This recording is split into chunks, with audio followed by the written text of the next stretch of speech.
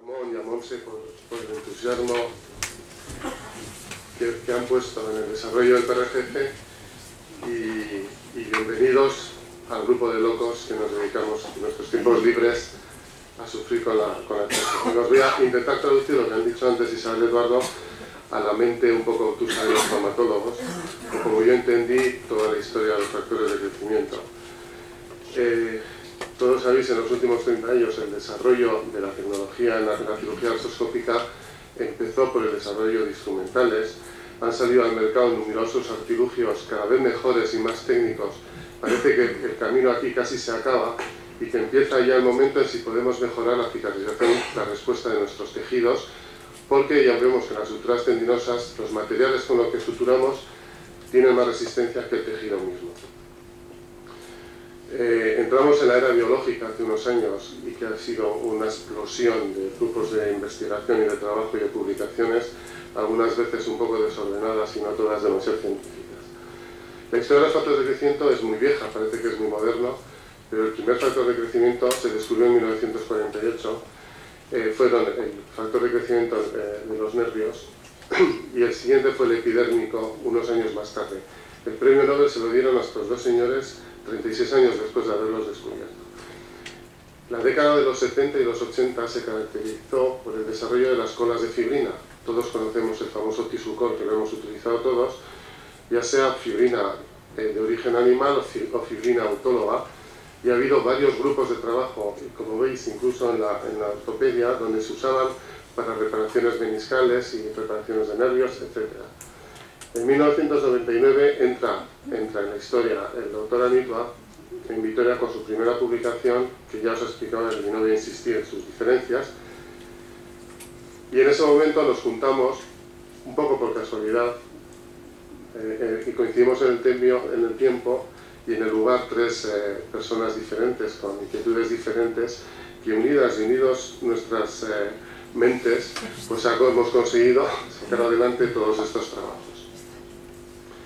A partir de entonces ya hemos visto todos en el mercado multitud de métodos de concentración de plaquetas que nos dan unos productos diversos. El producto final de estos sistemas, unos son amarillos, otros son rojos, otros naranjas, y la pregunta es si todo esto es lo mismo, si es el mismo producto. También se están haciendo un lío a todos los traumatólogos que estamos en nuestra práctica médica cuando nos vienen las casas comerciales para decidir cuál es el que tenemos que elegir. El primer caso que tratamos, ya lo ha contado Eduardo antes, es esta señora que es amiga nuestra de Vitoria, una mujer, una anciana de Vitoria muy conocida, que se llama Petra, y que tuvo el problema de esta necrosis después de una prótesis de rodilla, y bueno, que no había manera de curarla, y gracias al PRGF, que acababa yo de asistir a uno de los cursos que hacía Eduardo en Vitoria, y me sorprendió sus resultados, pues le llamé para que pruebe a ver si de verdad funcionaba eso que él ponía en la boca. Y el éxito fue tal que fue como el picotazo, el aguijonazo de una abeja que nos inoculó el poder estudiar estos misterios. Esto que ha provocado en el mundo de la ortopedia, pues ya todos habéis visto las reacciones que ha habido, algunos de desconfianza, de descrédito, yo me lo creo, no me lo creo. Algunos incluso se enfadaban mucho cuando iban a hablar de este tema y había habido reacciones un poco violentas, que yo creo que se han ido calmando porque las aguas vuelven todas a su cauce y la historia va poniendo a cada uno en su sitio. Una de las preguntas que nos hicimos en toda esta historia del desarrollo del PRGF en la ortopedia es si era tan importante, como decían las casas comerciales, de concentrar tantas plaquetas. Había como una carrera para concentrar, yo concentro 1 millón, yo 1,5 millones, yo 2 millones, a ver quién concentraba más. Y nos dimos cuenta que haciendo cultivos celulares con sangres de diferentes personas, que además éramos nosotros mismos, tuvimos que poner nuestra misma sangre en estos primeros estudios, vimos que, por ejemplo, este segundo, que era el que más plaquetas tenía, pues no es el que más proliferaba. O sea que la concentración de plaquetas es importante hasta un cierto número. Por encima de las 600.000 plaquetas es igual concentrar 1 millón más o menos.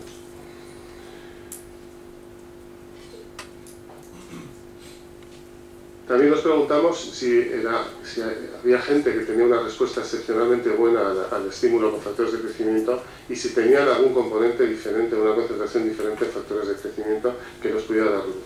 Y este es el caso de un jugador de baloncesto, un afroamericano que estaba en Vitoria, con un granuloma pionogénico en el dedo gordo del pie, que tuvo una respuesta francamente excepcional al tratamiento con PRFG. Bueno, pues los análisis que hicimos, midiendo sus factores de crecimiento, comparado con una media, con un grupo de personas de su misma edad y del mismo sexo, pues no tenía para nada, no era nada espectacular. O sea que la respuesta biológica que tenía probablemente se debiera a otras causas. Enseguida, cuando vimos los resultados en los primeros pacientes, queríamos saber por qué es y sobre todo si no íbamos a hacer daño con la aplicación de factores de crecimiento, que siempre, como a todos, hará un miedo, un nuevo tratamiento. Tuvimos que aprender a hacer artroscopias en las ovejas porque lo primero que nos llamó la atención es intentar qué podíamos hacer en el cartílago. Les hacíamos lesiones osteocondrales en el cóndilo interno, infiltrábamos factores de crecimiento en el mismo quirófano y luego, bueno, pues íbamos al establo, que empezamos con un pastor amigo mío, en un pueblo donde tiene una casa de mis padres, y allí íbamos a infiltrarles cada semana las ovejas. Era una época muy bonita, muy divertida, pero un poco rústica. Luego volvíamos a hacer una artroscopia y tomábamos nuestras biopsias, y bueno, solo lo dejo así, que la conclusión era que nunca hacíamos nada malo. Ahora la experimentación animal evidentemente ha cambiado, en BTI hay un quirófano experimental ahora de lujo, tenemos todas las comodidades, incluso nuestras ovejas están mucho mejor cuidadas que como las teníamos en aquel establo y en aquellas condiciones, pero no sé si los resultados van a ser mejores. En el año 2002, en el curso de hombro de Vitoria, fue la primera vez que empecé a hablar yo de esto que estábamos haciendo en Vitoria.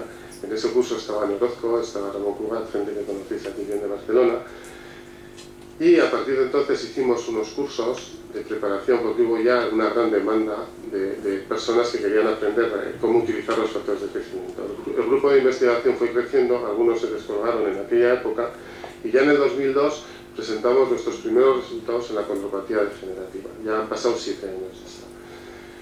Justo entonces se junta al grupo, aquí una persona que conocéis y todo su grupo de trabajo, a los que le damos de verdad de corazón la bienvenida y les animamos a que sigan con el mismo entusiasmo que han empezado. Curiosamente, la primera publicación clínica en ortopedia fue sobre cartílago, una lesión osteocondral de un niño que tuvo una respuesta excepcionalmente buena, y fue un caso clínico que se publicó en el año 2003. El tratamiento de las lesiones osteocondrales en el mundo del deporte nos ha dado grandes satisfacciones, como veis este caso de un jugador de balonmano, que después de un tratamiento con un desvidamiento e infiltración intraósea e intraarticular repetida con factores de crecimiento, consiguió ser el mejor goleador de la Liga Asobal con esta lesión en la tróclea femoral. Este es el caso de una señora mayor, o jovencita, de 50 años, de mi quinta, con una lesión osteocondral importante en el cóndilo interno que nos la enviaban para poner una prótesis de rodilla. Teniendo en cuenta la edad, no quisimos hacerle una prótesis, hicimos un desvidamiento. El caso fue mal, siguió con dolor y tuvimos que poner una prótesis al año siguiente. La sorpresa fue que este es el aspecto del cóndilo. Bueno, veis, la zona blanca es la zona que habíamos espongiolizado. Si me dejas, por favor. Porque aquí el ratón no va. Esta es la zona que habíamos espongiolizado, que es de color más blanco y de mejor aspecto que el resto del cóndilo. Incluso el espesor de tejido regenerado era mejor que el resto del cóndilo. Bueno, las biopsias eran francamente buenas. Como somos muy curiosos, pusimos a cultivar los condrocitos de ese tejido, bueno, eran condrocitos que estaban sintetizando colágeno 2. O sea, eso de que un condrocito no puede sintetizar el cartílago hialino, bueno, pues hay que ponerlo entre comillas y poner un punto de interrogación. En otras articulaciones lo aplicamos de la misma manera, espongiolizamos la lesión como en este astrágalo, infiltramos intraóseo, infiltramos intraarticular y cuando podemos rellenamos el defecto con un coágulo, como veis aquí, que lo adherimos al lecho de la lesión. Si va bien estas lesiones osteocondrales, nos preguntamos si también iría bien en el tratamiento de la condropatía degenerativa. Había en la literatura muchos artículos reconociendo que había factores de crecimiento anabolizantes para el cartílago y además ya habéis visto que teníamos un efecto antiinflamatorio importante. Y además nos preguntamos, todo el mundo trabajaba en condrocitos, pero la rodilla tiene más cosas. Nos dábamos cuenta nosotros que las sinoviales de nuestras prótesis de rodilla, las rodillas donde poníamos una prótesis de rodilla, tenían un aspecto macroscópico muy diferente unas de otras. Hablamos de la artrosis, pero las sinoviales son muy diferentes. Igual hay que hablar de las artrosis. Entonces, bueno, pues cultivamos sinoviocitos en lugar de condrocitos para ver su respuesta, que os ha contado un poquito Isabel. Hicimos estudios clínico-biológicos comparando qué pasaba en el líquido sinovial de estas articulaciones infiltradas. Bueno, se han publicado los resultados que podéis ver en diferentes revistas de impacto importante, pero nos dimos cuenta que además de que esto no era un medicamento, además del tratamiento de la artrosis con factores de crecimiento, había que atacar los factores que son dos fundamentales, la obesidad y el sedentarismo. O sea, si queremos mejorar una artrosis con tratamiento conservador, tenemos que hacer adelgazar a nuestros pacientes y hacerles hacer ejercicio, además de poner el tratamiento intraarticular con PRG. Seguimos investigando en cartílago. En curso queremos demostrar o ver el efecto condroprotector de los factores de crecimiento. ¿Y qué es lo que hacemos? Pues a un grupo de ovejas les hacemos una cirugía para cortarles el ligamento cruzado anterior y las soltamos al monte. Ellas se van juntando, se hacen muy amigas, las ovejas cojas, se van ellas por un lado, el resto que van por otras, y después les infiltramos como las personas cada semana. Vamos al establo, donde con una ecografía, con un estudio ecográfico de la articulación, hacemos una infiltración intraarticular, como hacemos igual en las personas. Hemos tenido que aprender a esquilar a las personas, a las ovejas, a atarlas, hemos tenido que aprender un poco de todo. Además, tenemos ahora la suerte de tener en Vitoria, en la clínica, una nueva resonancia que hace un estudio colorimétrico del cartílago, un análisis en colores de las lesiones condrales. Esto nos va a permitir probablemente valorar mejor nuestros resultados y saber lo que es patológico de lo que es normal. Si veis aquí al izquierdo, esta rótula puede parecer que tiene un edema ese cartílago. Cuando aplicamos el cartigrama, veis que no hay un aumento del color para nada, luego es un cartílago normal, es una falsa imagen de la resonancia. En este caso, que tiene mejor aspecto el cartílago, veis que hay un aumento del color rojo, hay un edema superficial en ese cartílago. Probablemente esto nos va a ayudar a valorar mejor los resultados en nuestras condopatías. Bueno, ya os ha contado Isabel toda la teoría de la acción de los factores de crecimiento de los fenocitos. Yo voy a incidir un poquito desde el punto de vista mecánico nuestro, de la aplicación clínica.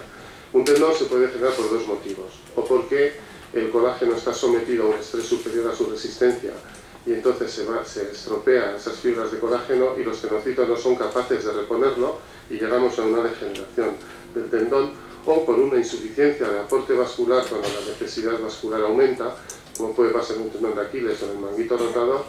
Lo mismo provoca una degeneración del colágeno que los fenocitos no son capaces de reponer.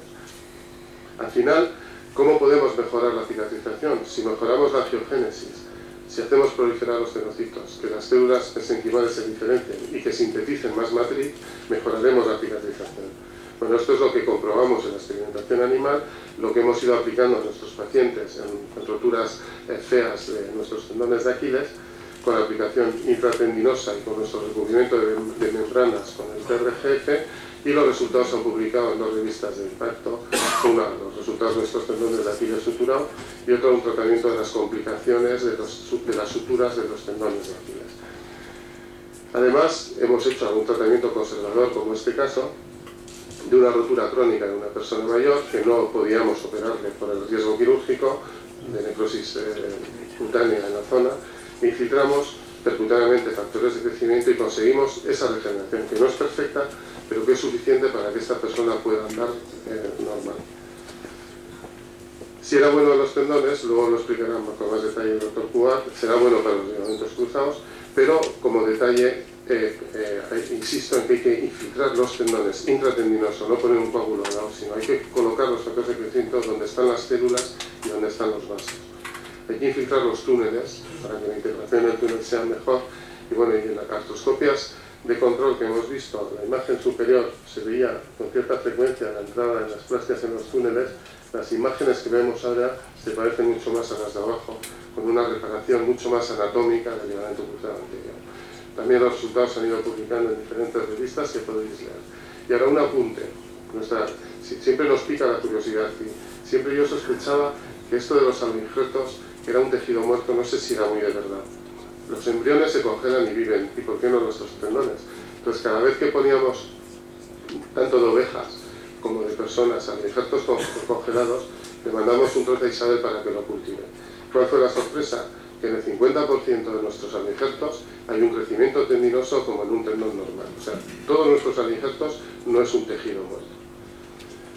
A nivel del hueso, pues hemos tenido satisfacciones importantes. Bueno, pues recuerdo a Beloki porque ha sido otro hito en la historia del PRGF, que es un poco lo que estoy contando, con esa caída en el Tour, con esta fractura fea del codo y una fractura de cadera.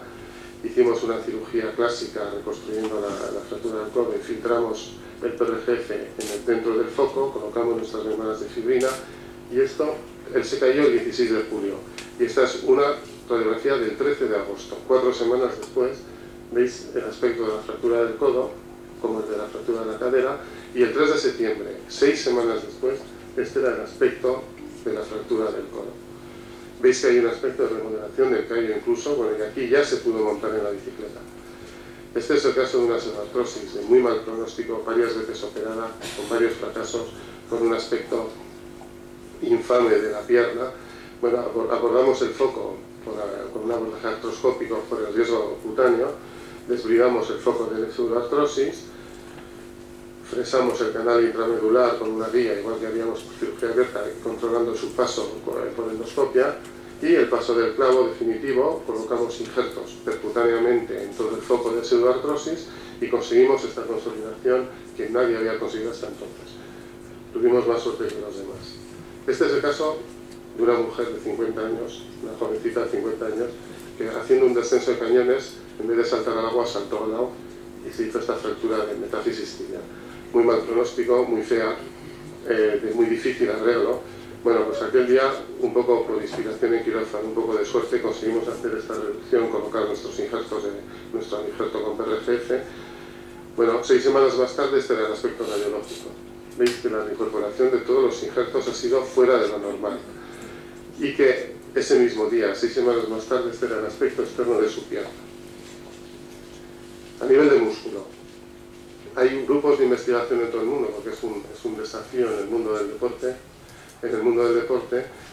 Bueno, y ahí se está invirtiendo muchísimo dinero en cómo arreglar un músculo en un deportista.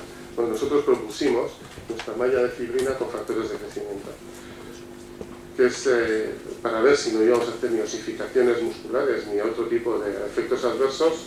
Rompimos músculos en la zona lumbar de nuestras ovejas y bueno, comprobamos que la regeneración era muy satisfactoria y que no había complicaciones. ¿Cómo lo hacemos en las personas? Bueno, tenemos un hematoma intramuscular y vaciamos el hematoma percutáneamente con control ecográfico. En el foco de la lesión infiltramos la parte rica del PRGF intrafoco, pero infiltramos el tejido sano de alrededor, porque lo que queremos estimular son las células satélites que están alrededor de la lesión, el músculo sano. Los resultados se presentaron en Helsinki en la EFOS de 2004, en un grupo de un estudio multicéntrico en el que participó también el doctor Cubar, sobre 14 deportistas de élite profesionales. ¿Y qué conclusiones podemos sacar? Bueno, hay numerosos métodos de concentración de plaquetas, con un producto más o menos diferente. La recomendación que yo hago es que lo que utilicemos tenemos que saber qué es lo que hacemos y qué es lo que estamos poniendo en el tejido. Y habéis oído que es muy importante quitar los leucocitos, en nuestra opinión. Otros piensan que no, o porque no pueden separarlos con sus sistemas, porque de verdad piensan que no, pero hay que demostrar que es bueno poner leucocitos en lugar de la lesión. Tenemos que conocer bien los protocolos de aplicación. No es un medicamento que lo pones así como un supositorio y ya está puesto, ni muchísimo menos. Hay que repetir dosis. Hay que ver con qué frecuencia lo hacemos. Y hay que saber que no vamos a curar a todos los casos. Que no puede decir, ay, esta cirugía se me ha quedado más o menos, pero le voy a poner un poco de factores de crecimiento y ya con esto lo soluciono. Para nada. La cirugía tiene que ser igual de correcta que lo hacíamos hace unos años. Os presento como un caso último final, el caso de una lesión de Aquiles, operada por un excelente amigo mío, que se le complicó con una infección, le reoperó, acabó después de 2 cirugías con estas fístulas y esfacelos del tendón, le puso factores de crecimiento y me llamó después de 3 aplicaciones. Oye, Níker, esto que tú cuentas no funciona, esto que yo lo sé y tal, bueno, te voy a mandar al paciente. Bueno, vino el paciente a Vitoria, hicimos un pequeño desviamiento con anestesia local, colocamos factores de crecimiento y el aspecto de sus fístulas a la semana era este. El paciente decía que no era lo mismo lo que habíamos hecho. Evidentemente los protocolos de concentración de plaquetas que había hecho mi buen amigo no eran para nada el sistema del que hacemos nosotros en Italia. No voy a decir ni mejor ni peor. Tampoco hay que decir que los pacientes tienen que saber que esto es agua de Lourdes que sirve para todo. Algunos pacientes como este nos han venido, oiga, que he oído que a mi vecina le han puesto esto en la rodilla y se ha curado. Y nos vienen casos como este que a los que evidentemente no les podemos plantear una solución con infiltraciones con factores de crecimiento. Pues ya habéis visto el boom que hay en el mundo entero, sobre todo en América, porque ahora todo el mundo hace cursos, todo el mundo enseña qué son los factores de crecimiento. Parece que todo el mundo lleva 20 años investigando. Y bueno, pues a mí me hace ilusión porque después de lo que en algunos momentos yo he sufrido presentando o recibiendo malas críticas sobre nuestros trabajos, bueno, pues ahora el mundo científico internacional parece que nos da la razón, que la biología tiene su importancia en la traumatología, que ha dejado de ser una cuestión de fe y ya, bueno, creo que nunca más hay que oír eso, yo me lo creo o no me lo creo. Usted se lo estudia y opina como las demás técnicas, y que tampoco es que esconder la cabeza y decir eso va a dar cáncer, esto no sé qué, yo no lo voy a usar nunca. Con esto termino, muchísimas gracias. Y gracias a